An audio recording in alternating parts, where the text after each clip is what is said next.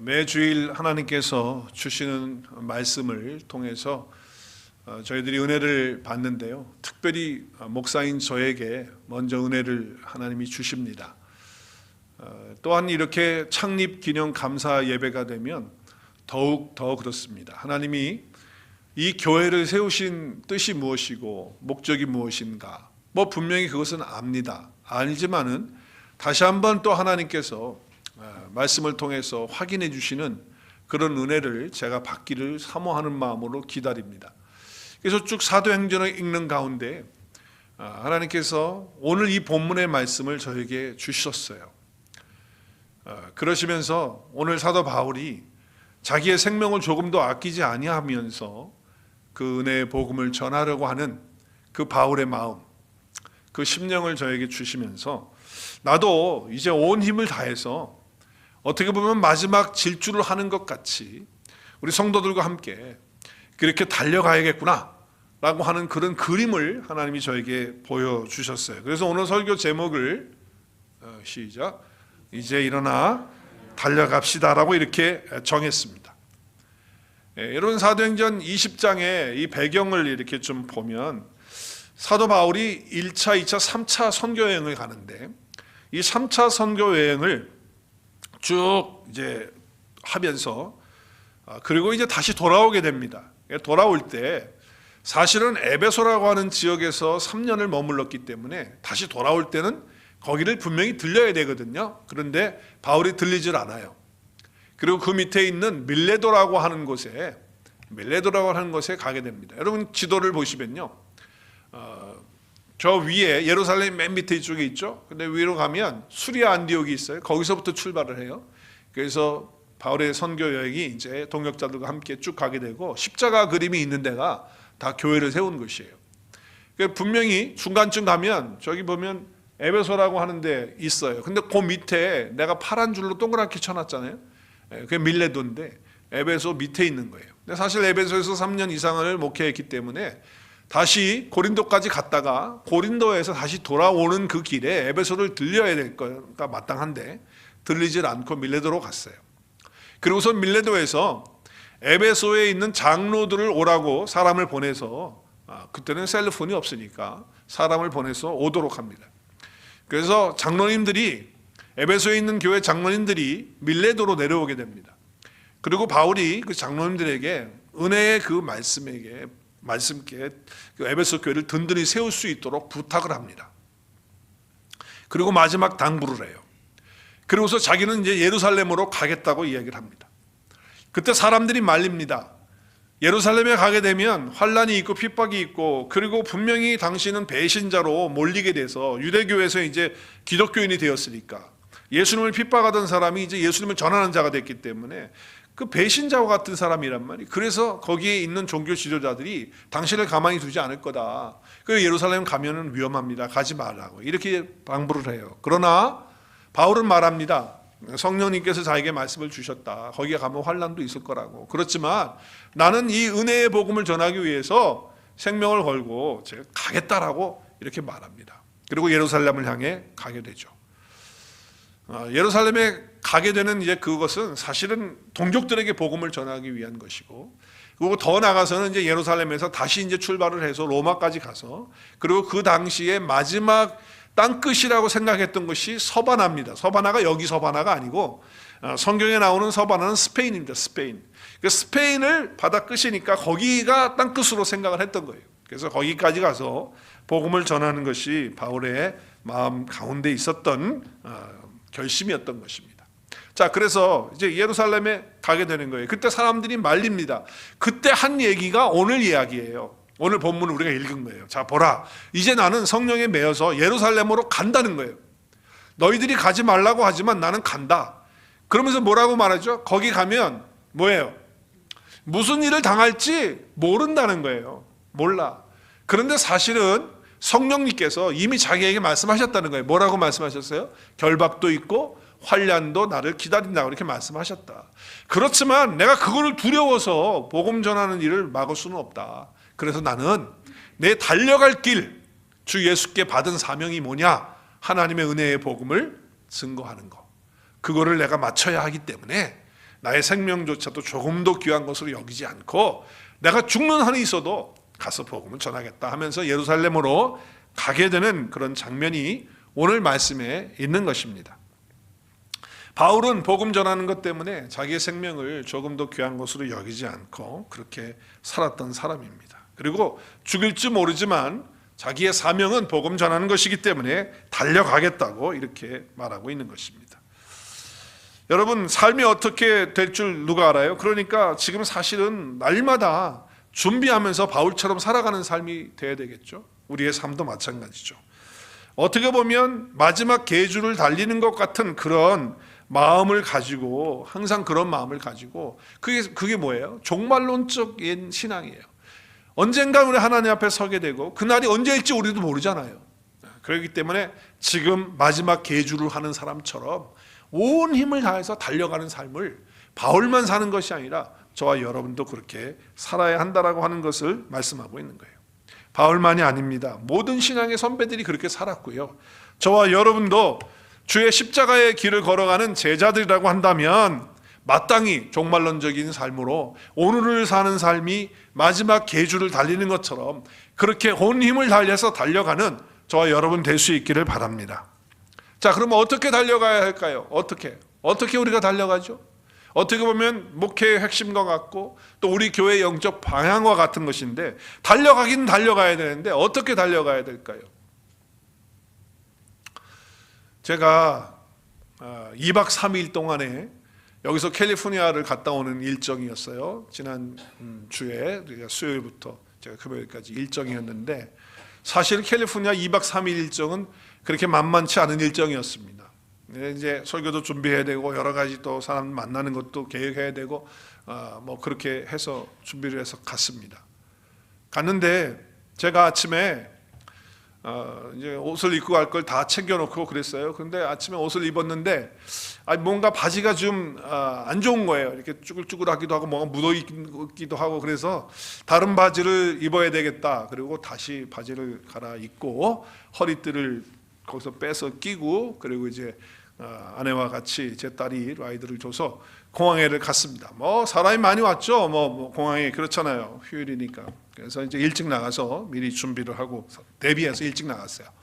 나가가지고 이제 스큐리티 포인트에 줄을 서서 쭉 이제 기다리고 가고 있는데 이제 거의 내 차례가 다 온 거예요. 그러면 이제 뭘 꺼내야 되죠? 패스포드를 꺼내든지 드라이버스 라이센스를 꺼내든지 그러면 뭘 찾아야 돼요? 제 월렛을 찾아야 돼요. 제 월렛은 어디에 있느냐? 항상 이 호주머니 뒤쪽에 있습니다. 그래서 당연히 있죠. 없을 리가 없죠. 있죠. 당연히 있죠. 그래서 손을 넣어서 딱 넣는 순간에 지갑이 없는 거예요. 지갑이 없는 거예요. 지갑이.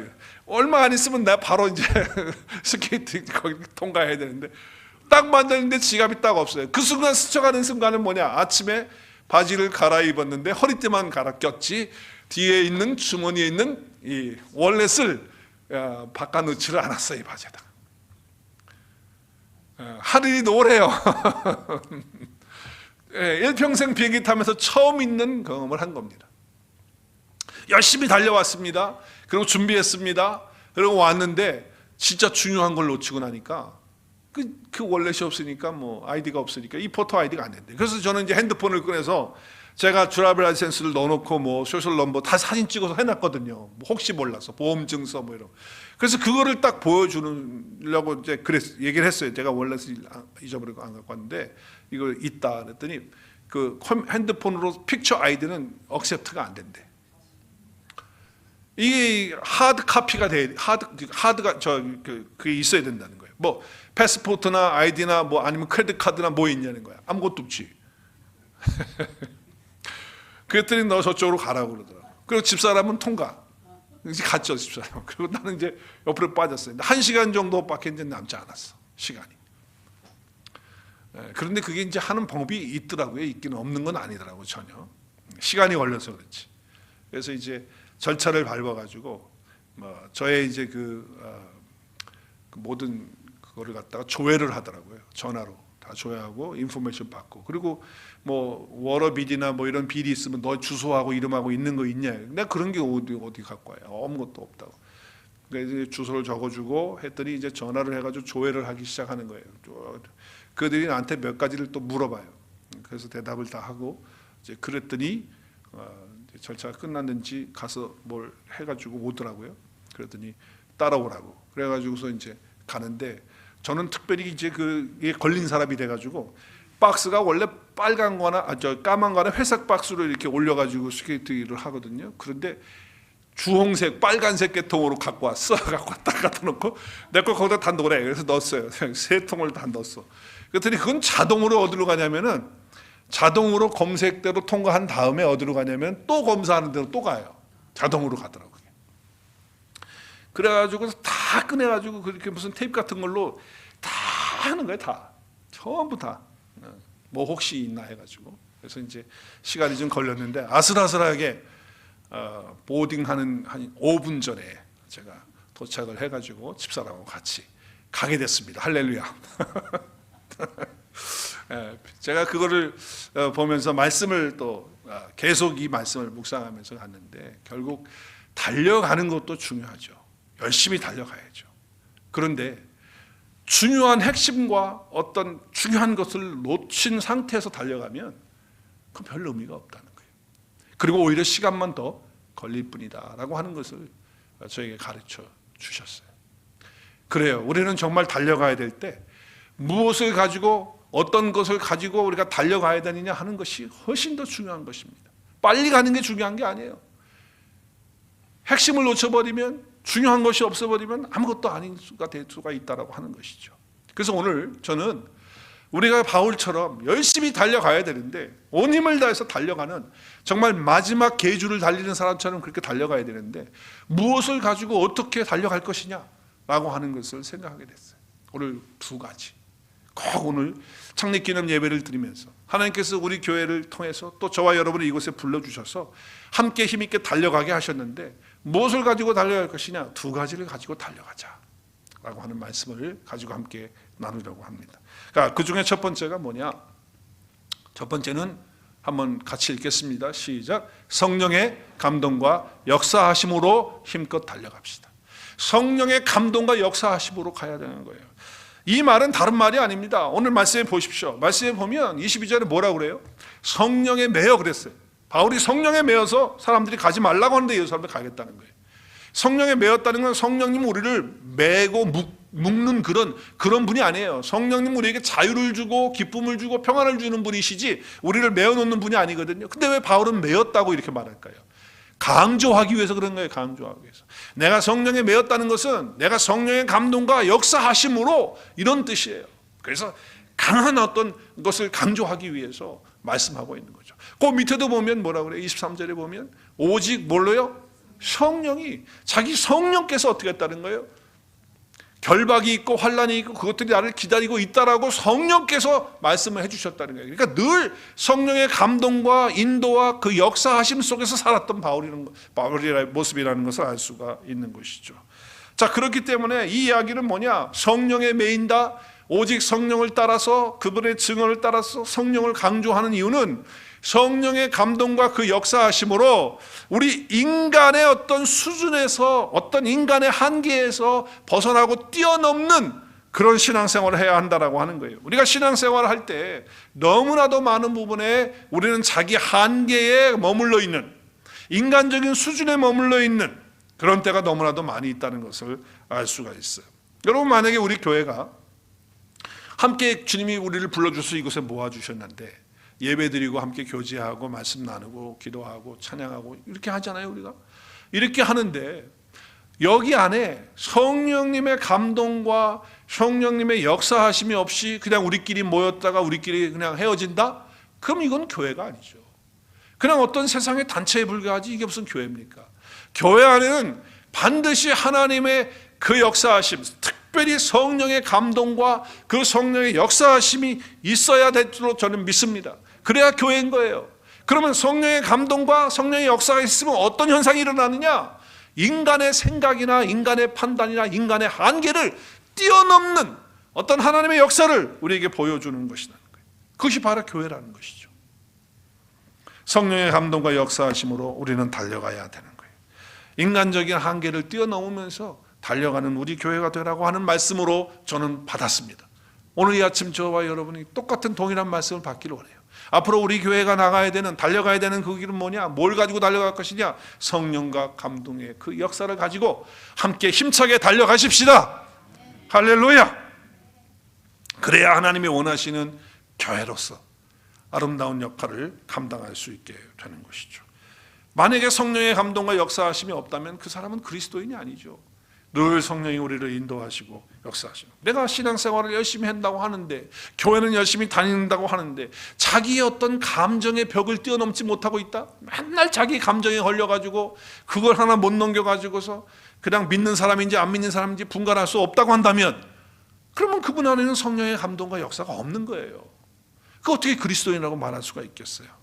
자기 생각의 어떤 한계를 넘지 못하고, 어떤 분은 자기 어떤 세상적인 가치에서 묶여가지고 더 이상 넘지 못하는 그런 그 벽에 있는 사람이 있어요. 어떤 사람은 자기의 어떤 죄된 습관이 있거든요. 근데 그 습관 하나를 뛰어넘지 못하는 그런 사람. 어떤 사람은 자기 성질 하나, 자기 성품 하나를 어떻게 하지 못해가지고도 바꾸지 못하고, 어떤 사람은 또 자기 상처를 이기지 못해가지고 과거에 매여가지고 과거의 스토리 속에 여전히 묶여있는 그런 신앙생활을 한다고 한다면 그것은 성령의 감동과 역사가 없는 거라는 거예요.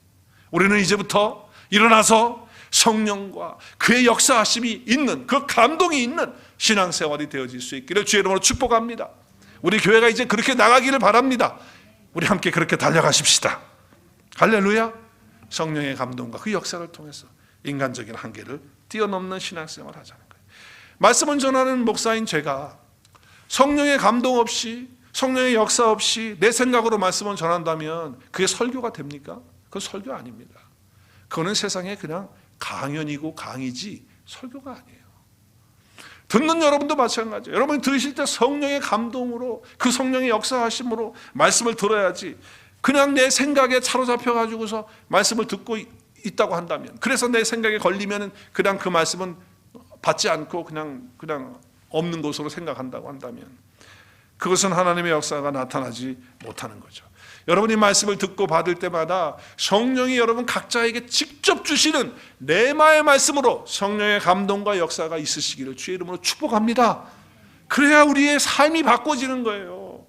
여러분, 그렇게 살아야지 우리의 중심 속에 있는 죄가 떠나가게 됩니다. 우리의 슬픔이나 아픔이나 무력함이나 패배감이나 이 모든 것들이 성령의 감동과 역사가 있을 때 말씀을 듣는 순간 떠나가는 것이지, 그냥 강의 들어가지고 그게 되겠냔 말이에요. 기도할 때도 마찬가지예요. 기도할 때도 성령의 감동으로 기도해야 돼요.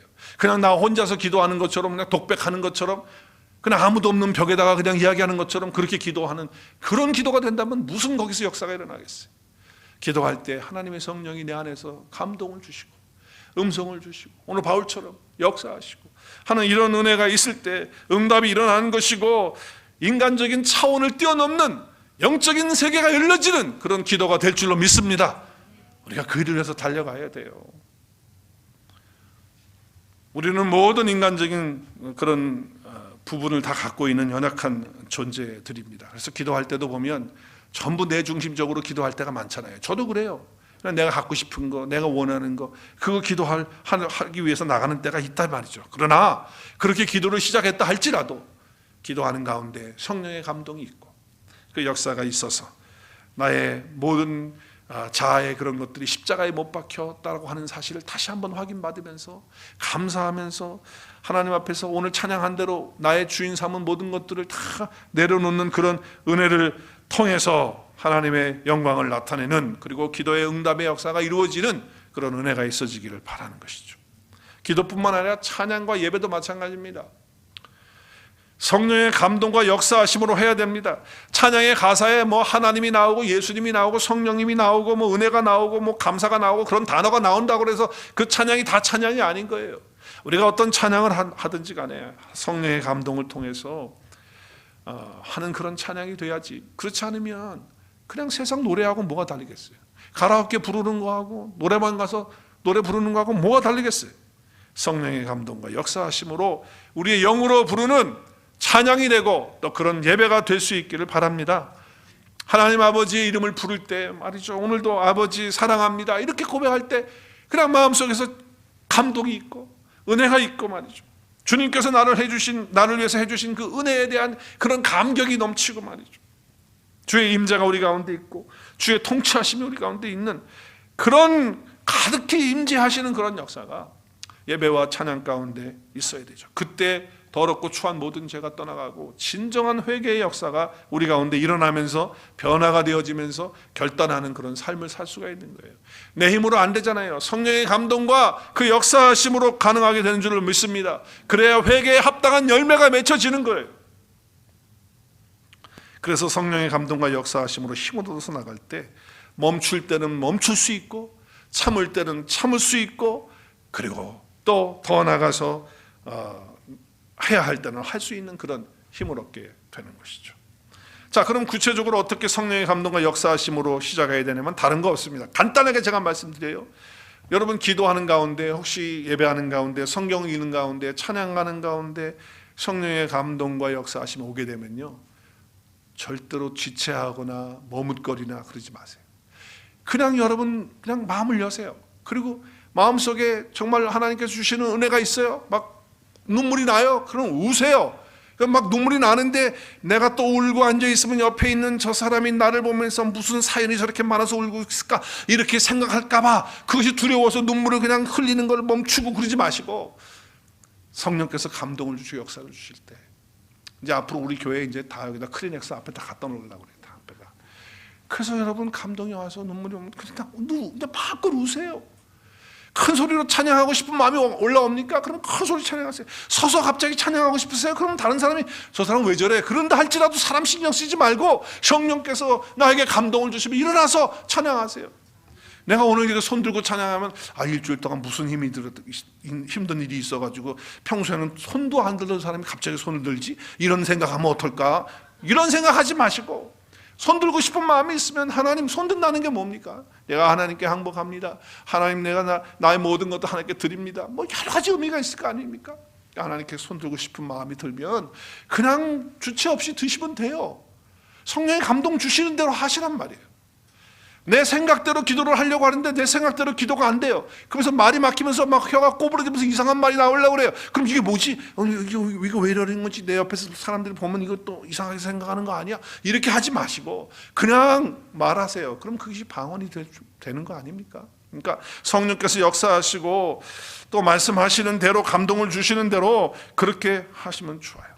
성령께서 주시는 그런 감동이 있으면요, 내 입에서 한 번도 해보지 못했던 말을 하게 됩니다. 그래가지고 자기 아내한테 한 번도 여보 사랑해 라고 하는 말을 한 번도 못했던 사람이 성령의 감동을 통해서 어떻게 해요? 마음속에 사랑해 당신 이렇게 나오는데 그걸 또 못하는 거예요. 왜냐하면 그 말 하면은 뭐라 그럴까, 이 인간이 죽을 때가 됐나 보다 또 이런 소리 들을까봐 그거를 또 멈추고 그러지 마시고 어떻게 합니까? 성령의 감동 주시고 역사하시면 사랑한다고 얘기하시는 거예요. 사랑한다. 하세요. 또 먼저 가서 내가 절대로 나는 미안하다 아니면 내가 잘못했다 그렇게 용서를 구하는 자존심이 상하게 내가 그걸 왜 해? 이런 마음이 들다가도 성령께서 감동을 주시면 역사를 주시면 그 마음 주시거든요. 그러면 어떻게 하면 지체 없이 순종하세요. 그렇게 하면 하나님이 영광 받으실 줄로 믿습니다. 놀라운 역사가 일어나는 거예요. 내 생각을 뛰어넘는 거 아닙니까? 내 한계를 뛰어넘는 거야. 난 절대 못해. 그런데 그걸 뛰어넘잖아요. 성령의 감동과 그 역사가. 언어가 달라지고 관계가 회복되어지고 어떤 사람은 그래. 내 눈에 흙이 들어가기는 말이지. 내가 그 인간 안 봐. 이런 사람이 있었어요. 한 사람. 자기 눈에 흙이 들어가기 전에. 여러분 흙 곧 들어가. 곧 들어가. 어차피 우리는 종말론적인 신앙생활을 하는 거 아닙니까? 곧 주님 앞에 다 서게 되는데 난 내 눈에 흙이 들어갈 동안 목사님 저는 그거 절대 못합니다 이런 소리 하지 마세요. 성령의 감동과 역사하심을 나타나게 되면 변화될 줄로 믿습니다. 성령의 감동과 역사하심으로 내 삶의 도처의 모든 부분에서 도대체 끊지 못했던 죄의 습관들이 끊어져 나가고 놓지 못했던 거 난 이건 못 놔. 그런데 그게 놓아지게 되는 역사가 있게 되고 상상도 못했던 인간의 내 생각의 그 모든 한계를 다 뛰어넘는 성령의 역사와 감동이 저와 여러분 가운데 있어져서 우리 오늘의 교회가 이제 일어나서 성령의 감동과 역사하심으로 힘차게 달려가는 그런 교회가 될 수 있기를 바랍니다. 자, 이제 달려가야 되는데 뭐라고요? 첫 번째 우리가 뭘 가지고 달려가자고요? 네? 뭐예요? 성령의 감동과 역사하심을 가지고 우리 함께 힘차게 달려나가서 우리 인간의 한계를 뛰어넘는, 내 생각의 한계를 뛰어넘는 그런 신앙생활이 이루어지길 바랍니다.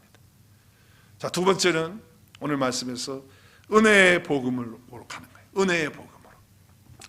그냥 복음이 아니라 은혜의 복음으로 가는 겁니다. 자, 우리 귀한 말씀이에요. 24절 말씀 우리 본문 다시 한번 볼까요? 내가 달려갈 길과 주 예수께 받은 사명이 있대요. 근데 그 사명이 뭐냐? 그 사명이 뭐죠?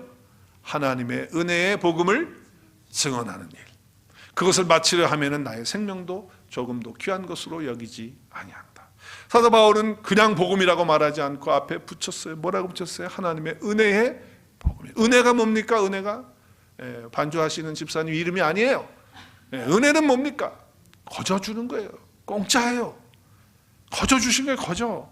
은혜의 복음이에요. 은혜의 복음. 두 번째는 우리가 은혜의 복음을 증언하는 것으로 이제 다시 달려가야 돼요. 왜냐하면 은혜의 복음이 뭡니까? 얘가 막 가슴 아픈 거는 뭐냐면 이 시대에 예수 그리스도의 십자가의 대속의 사랑, 거저 주신 하나님의 은혜의 그 복음이잖아요. 그게.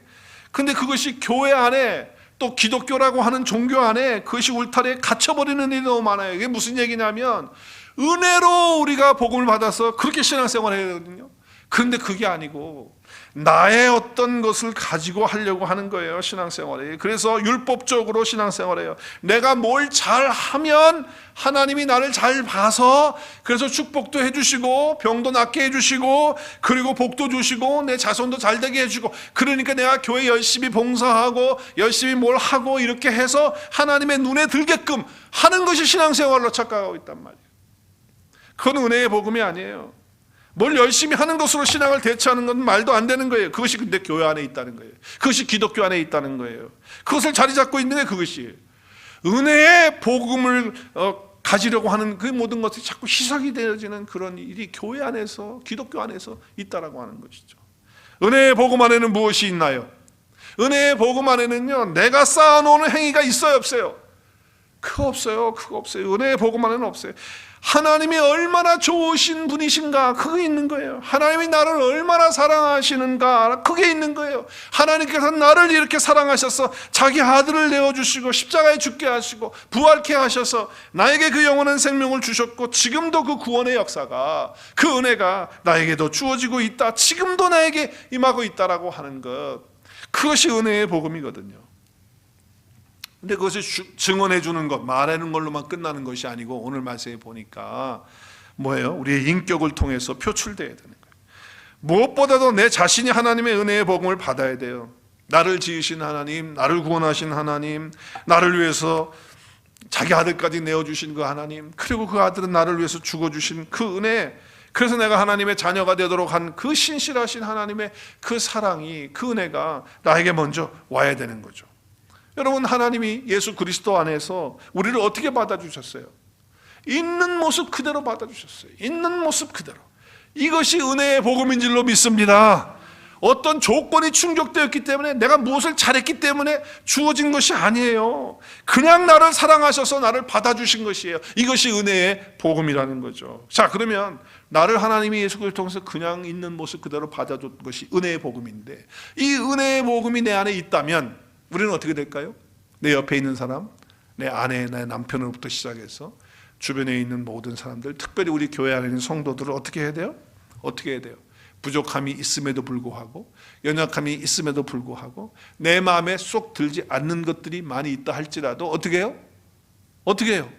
받아주는 것을 하는 것이죠.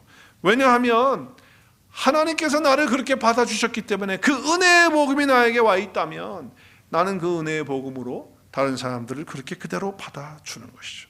나와 달라요. 너무 달라요. 그런데 그대로 받아주는 것입니다. 교회는 똑같은 사람끼리 끼리끼리 모여있는 것이 교회가 아니잖아요. 다양한 사람들이 모여있잖아요. 정말 달라요. 정말 달라요. 성격도 다르고 믿음의 배경도 다르고 집안도 다르고 이름도 다르고 얼굴도 다르고 다 달라요. 그런데 그 다양함이 수용이 되잖아요. 받아들여지잖아요. 배척당하는 것이 아니라 수용되는 거예요. 받아주는 거예요. 왕따시키는 게 아니라 다 받아주는 거예요. 만약에 왕따를 시키는 그런 증상이 있다면 그것은 추악하고 악한 죄인 거 아니겠습니까? 우리가 은혜의 복음을 증언하기 위해서는 내가 그 은혜의 복음을 먼저 받은 자로서 모든 사람들을 수용하고 받아주는 그런 은혜가 이 은혜의 복음 안에 있기 때문에 우리는 그렇게 살아가는 것입니다. 앞으로 그 일을 위해서 함께 달려가실 수 있기를 바랍니다. 다름을 받아들이려면 어떻게 해야 돼요? 나의 관점을 내려놔야지만 다름을 받아줄 수가 있어요. 어떻게 내 관점을 내려놓을 수가 있습니까? 다른 거 없습니다. 예수 그리스도와 함께 내가 십자가에 못 박혀 죽었다라고 하는 것을 확인하는 거예요. 내 자아가 죽는 거예요. 여러분, 다른 사람들을 연약함을 받아주지 못하는 것의 걸림돌이, 가장 큰 걸림돌은 뭐냐면 내 자아예요. 내 자아. 나 때문에 그게 안 받아지는 거 아니에요. 내 생각과 내 판단과. 그러니까 내 자아. 그런데 내 자아가 죽어버리면, 그리고 죽었다고 인정이 되면, 그러면 못 받아줄 게 뭐 있어요? 다 받아주게 되는 거예요. 나 같은 것까지도 하나님이 그대로 받으시고 품으셨다면 why not? 내가 그 은혜의 복음을 알고 있다면 우리도 그렇게 할 수 있는 거예요. 그런 영성을 갖는 저와 여러분 될 수 있기를 바랍니다. 또 은혜의 복음이 뭡니까? 은혜의 복음에는 하나님의 격려가 들어있어요. 하나님의 격려. 하나님은 내가 지치고 힘들고 때로는 낙심되고 이럴 때 말씀을 통해서, 사랑의 손길을 통해서 나를 격려해 주시잖아요. 여러분을 격려해 주시잖아요. 그렇죠? 여러분 다 그거 경험하지 않습니까? 내 안에 성령님을 통해서 내가 연약함 때문에 무너져 있을 때 위로해 주시잖아요. 그 위로가 얼마나 따뜻한지 말이에요. 힘을 불어 넣어 주시는 거예요. 여러분, 격려는 다른 거 아닙니다. 힘을 불어 넣어 주는 거예요. 우리 하나님은 항상 저와 여러분에게 힘을 불어 넣어 주시는 분이십니다. 그게 은혜의 복음인 거예요. 거저 주신 게 거저. 뭘 잘했기 때문에 힘을 불어 넣어 주는 게 아니에요. 우리를 사랑하시기 때문에 그런 은혜를 부어 주시는 것이죠. 이 은혜의 복음을 알고 누리고 있다고 한다면 우리 주변에 옆에 있는 지쳐있는 사람들을 보면, 때로는 힘들어서 낙심돼가지고 있는 사람들을 보면 우리는 어떻게 할까요? 그들에게 힘을 불어주는 격려의 말을 할 수 있는 은혜의 복음을 증언하는 자들이 되는 것이죠. 할렐루야. 우리 교회는 그런 교회가 된 것으로 인해서 하나님께 감사해요. 너무 감사해요. 은혜의 복음을 알지 못하고 누리지 못하는 사람들은 어떻게 해요? 그럼 말로 어떻게 합니까? 사람들에게 힘을 불어넣어주는 말을 하는 것이 아니라 맨날 힘 빠지는 소리만 해요. 힘 빠져. 그 사람 옆에만 가면 힘이 빠져. 근데 우리 교회는 그런 분이 한 분도 없어요. 할렐루야. 그냥 옆에 가기만 하면 그냥 힘을 불어넣어주니까. 할렐루야. 얼마나 감사합니까? 말로 사람을 실망시키고 힘 빠지게 하고 낙심시키는 그런 것은 성령의 사람이 할 수 없는 거예요. 그건 성령의 사람이 하는 게 아니에요. 은혜의 복음을 모르는 사람이에요. 그렇기 때문에 한 가지 여러분에게 제안을 드려요. 여러분이 무슨 말을 누구에게 하려고 할 때 체크를 하세요. 점검을 하세요. 뭘 점검을 할까요? 내가 지금 이 말을 저 사람에게 할 때 저 사람이 이 말을 듣고 힘이 불어넣어질까? 아니면 힘이 빠질까? 체크하시고 말씀하실 수 있기를 바랍니다. 한번 그렇게 해봐요. 한번 우리 프랙티스 하자고, 연습하자고. 내가 내 남편에게, 내 아내에게, 내 성도에게, 우리 어떤 주변에 있는 사람들에게 내가 지금 이 말을 하면 격려가 돼서 힘이 불어넣어질까? 아니면 저 사람이 이 말을 듣고 힘이 쭉 빠져버리고 낙심이 될까? 한 번만 체크하고 우리가 이야기할 수 있었으면 좋겠어요. 왜냐하면 아무리 옳은 말이라 할지라도 힘을 불어넣는 것이 아니라고 한다면, 힘을 빼는 것이라고 한다면 그건 절대로 성도의 아름다운 모습이 아닙니다. 그리고 그것은 은혜의 복음을 증언하는 것이 아닙니다. 또한 은혜의 복음은요, 나의 가치를 세워줍니다. 여러분, 우리 하나님께서 우리를 얼마나 사랑하셨으면 자기 아들과 나를 바꾸는 그런 가치를 나에게 주신 거예요. 자기 아들을 내어놓고 우리를 구원하시는 하나님의 그 가치를 여러분 아십니까? 최고로 중요한 핵심은 바로 가치예요. 어떤 것도 필요 없어요. 정말 중요한 것은 나의 가치를 세워주는 거예요. 하나님이 우리를 향해 뭐라고 말씀하십니까? 너는 나의 가장 소중한 아들이다, 소중한 딸이다. 할렐루야.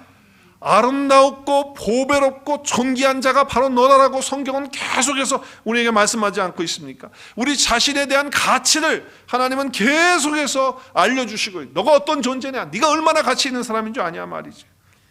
그러니까 내 가치를 아는 사람은요, 다른 사람의 가치를 인정해 주는 거예요. 내가 가치 없는 사람이라고 여기면요, 다른 사람을 가치 있게 할 수가 없어요. 은혜의 복음은요, 항상 하나님이 나를 이처럼 사랑하셨고, 나를 이렇게 보배롭게 여기시고 존귀하게 여기시고, 그리고 나를 이렇게 축복하시고 자녀로, 딸로, 이렇게 아들로 만들어 주셨다, 나는 가장 가치 있는 존재라고 하는 것을 계속해서 말씀해 주시는 것이 복음입니다. 그것도 은혜의 복음이에요. 그렇다면 우리도 이 은혜의 복음을 증거하는 저와 여러분의 모습이 되어질 수 있기를 바랍니다. 얼마나 우리가 같이 있었으면 자기 아들을 죽이고 우리를 살리는 그 가치를 바꾸실 만큼 우리를 사랑한 그런 은혜 아닙니까? 욕이라고 하는 것이 뭡니까? 욕은요, 사람의 가치를 끌어내리는 게 욕이에요. 욕 속에 들어가면, 욕을 먹으면 우리가 어떻게 됩니까? 욕을 누가 해가지고 욕을 듣는다면 내 가치가 떨어져 버리죠. 내가 무슨 뭐 멍멍이 뭐라고 그러고 말이죠. 이거 완전히 가치 떨어지는 거예요. 욕이라는 게 그런 거예요. 그렇지만 우리는 은혜의 복음을 알기에 서로 격려하면서 무엇보다 서로의 가치를 높여주는 그런 교회로 함께 달려가실 수 있기를 바랍니다. 그것이 회복되어질 때 얼마나 기쁘고 행복한지 몰라요.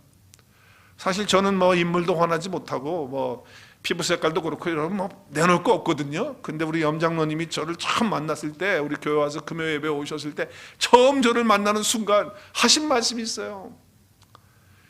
아유, 목사님이십니까? 그래요. 예, 목사입니다. 어유, 목사님이 너무 잘생기셨네요. 목사님이 너무 훤칠하시네요. 키도 크시고 멋있으시네요. 이야기를 듣는 순간 제 가치가 얼마나 올라가는지. 그러니까 금요일날 설교가 엄청나게 막 은혜롭게 막 나가는 거야. 할렐루야, 막 은혜가 막 넘치는 설교가 돼.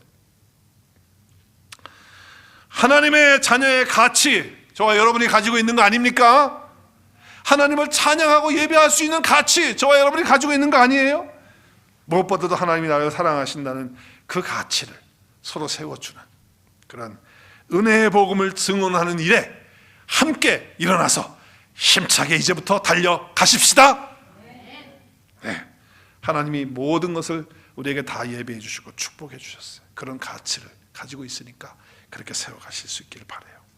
자, 이제 우리가 달려가는데 두 가지를 얘기했어요. 우리 이제 앞으로 창립 예배를 이제 드리면서 앞으로 이제 또 우리가 달려가야 될 길이 있는데 그 달려갈 길, 그냥 달려가지 말고 두 가지를 가지고 달려가자. 첫째는 성령의 감동과 역사하심을 가지고, 그냥 인간적인 한계에 맨날 걸려가지고 그러지 말고 성령의 감동과 역사하심이 인간의 그런 한계를 뛰어넘는, 나의 생각을 뛰어넘고 나의 습관을 뛰어넘고 하는 이곳으로 우리 가자 말이에요. 달려가자. 두 번째는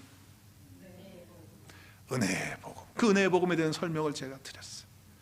그 은혜의 복음으로 우리 함께 힘차게 일어나서 달려가십시다. 할렐루야.